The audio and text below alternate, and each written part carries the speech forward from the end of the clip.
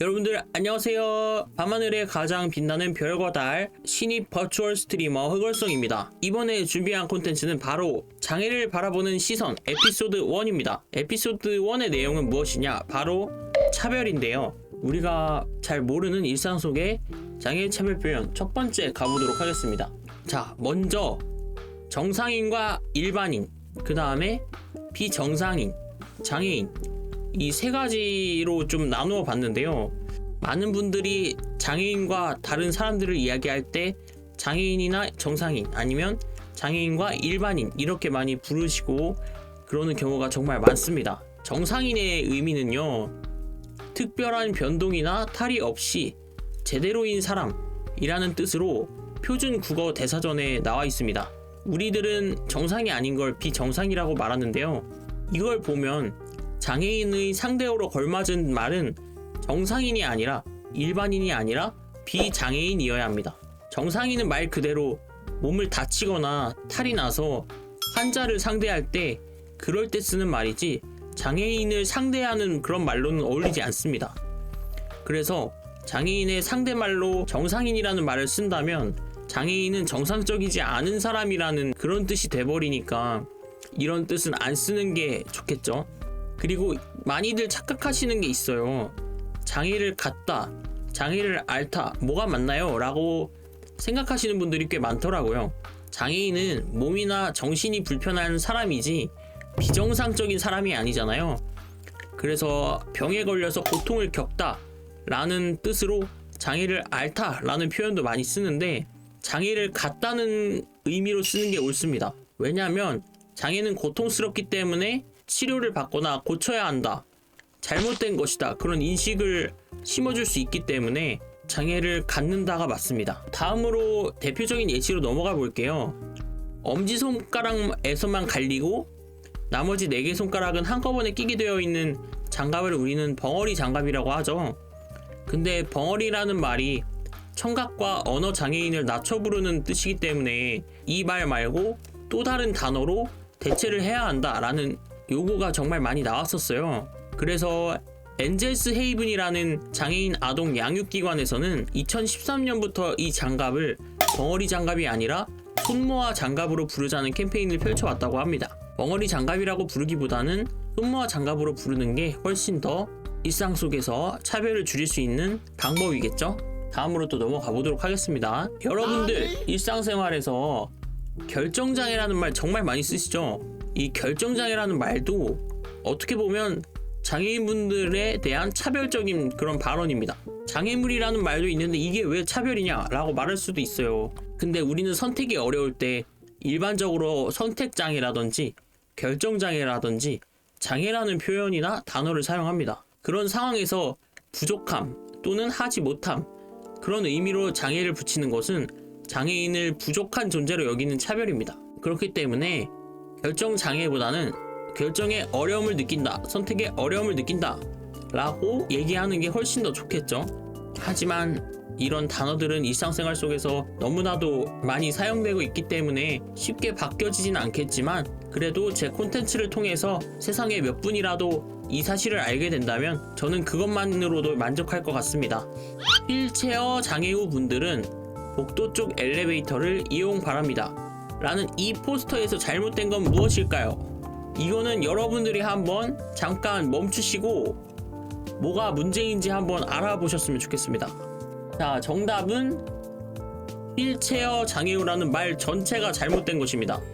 먼저 이걸 설명하려면 장애우라는 표현을 먼저 바로잡아야 하는데요. 장애 뒤에 벗우라는 한자어를 붙여서 모든 장애인을 관계와 상관없이 친구로 지칭하는 거기 때문에 장애우보다는 장애인이라고 표현하는 게 정답이고요. 다음으로 휠체어는 이동이 불편한 누구나 이용하는 보장구잖아요. 예를 들어 병원에서 다친 사람도 이용할 수도 있고 잠시 임산부 분들께서 이동하실 때 사용할 수도 있고 그렇기 때문에 휠체어를 장애인을 지칭하는 용어로 사용하는 거는 잘못된 용어겠죠. 그렇기 때문에 휠체어를 이용하는 분은 복도 쪽 엘리베이터를 이용하시기 바랍니다 라고 말하는 게 제일 베스트겠죠. 이번에는 대표적인 장애인 차별 발언이 들어간 뉴스 기사를 한번 가지고 와봤습니다. 여기서는 대한민국에서 장애를 바라보는 그런 현실에 대한 이야기를 다룬 그런 뉴스 기사인데요. 여전히 장애를 극복해야 하는 것으로 바라보는 대한민국 국회라는 제목으로 쓰인 그런 뉴스 기사입니다. 보도자료에서 애국가를 선도하는 시각장애를 가진 문지은 씨를 소개하며 시각장애를 극복한 파페라 가수라는 수식어를 사용했대요. 극복하다라는 단어는 악조건이나 고생 따위를 이겨낸다는 사전적 의미인데요. 그렇기 때문에 부정적인 것을 이겨낸다는 의미를 가지고 있어요. 근데 이거는 장애를 가진 사람을 존재 그대로 바라보는 게 아니라 극복해야 하는 부정적인 상태로 바라보고 있는 거거든요. 이건 심지어 2020년 7월 15일 국회 사무처에서 재헌절 경축식을 알리는 보도자료에서 참석자들을 소개하던 도중에 장애인 차별금지법에 적극적으로 대응해야 하는 국가기관에서 장애인의 편견을 심어주는 단어를 표현했다는 건 정말 실망을 할 수밖에 없는 표현이기 때문에 이런 건 앞으로 바꿔나가야 할 문화라고 생각합니다. 공식적인 자리에서도 차별적인 발언을 하는데 어떻게 일상 속에서 시민들이 차별적인 발언을 하지 않고 정정하고 말할 수 있을까요? 이건 앞으로도 우리 모두가 생각해봐야 할 문제라고 생각합니다. 자, 다음으로 넘어가겠습니다. 장애인 언제까지 목숨 걸고 지하철 환승해야 하나요? 라는 뉴스 기사였습니다. 자, 휠체어 승객들 승하차 시위와 씁쓸한 고성이라고 부제가 표현이 됐는데, 아까 말했던 것처럼 휠체어 장애인 이렇게 표현되는 게 제가 잘못된 거라고 했죠.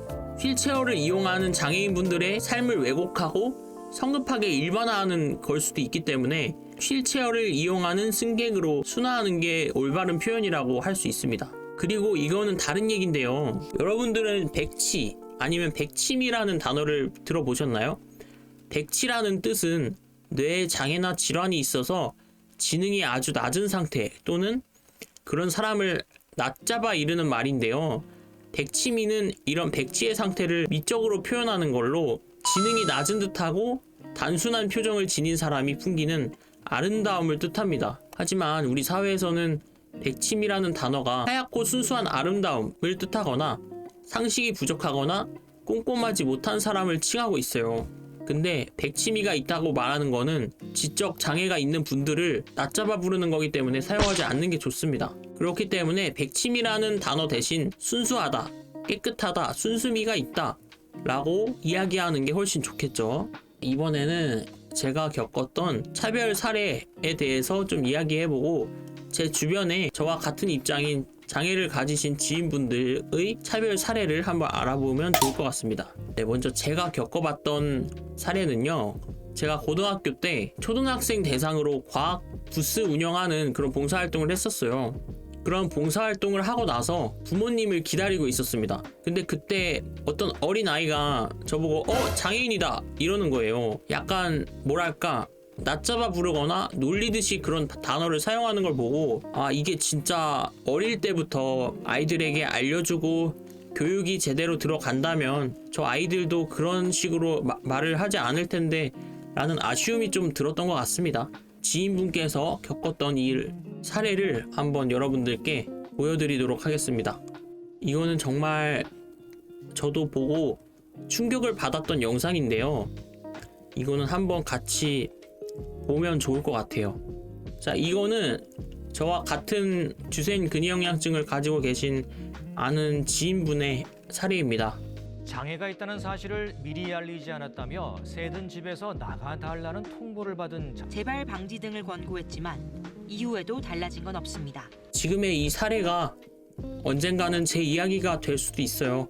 저는 지금 부모님과 함께 생활하고 있고 아직 휠체어를 타고 앉아서 편안하게 생활하고 있지만 언제 저렇게 될지 모르거든요. 그렇기 때문에 영상을 보면서 많이 공감이 됐던 영상이었던 것 같아요. 앞으로도 장애에 대한 주제를 무겁게 생각하는 게 아닌 가볍게 다룰 수 있는 주제들로 여러분들께 알려드리도록 할 테니까 앞으로도 많은 기대 부탁드립니다. 감사합니다.